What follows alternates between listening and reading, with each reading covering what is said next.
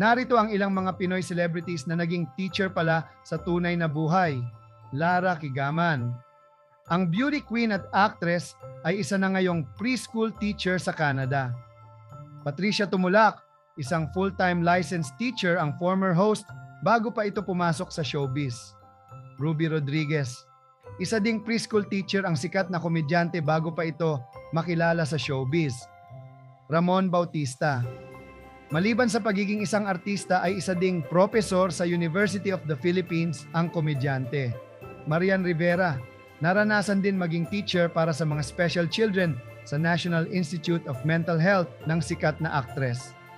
Boy Abunda, naging profesor naman ng Communication Arts at Public Relations sa Philippine Women's University ang kilalang TV host. Camille Prats, naranasan namang maging preschool teacher sa kanyang pagmamay-aring private school ng aktres.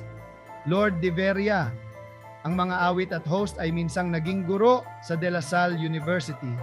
Papa Jack, naging instruktor naman sa PUP College of Communication ng radio DJ Isabel Daza.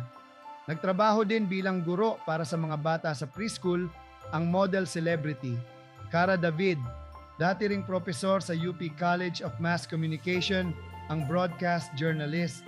Kylie Versosa, bago pa makilala sa showbiz, ay isa munang preschool teacher ang beauty queen.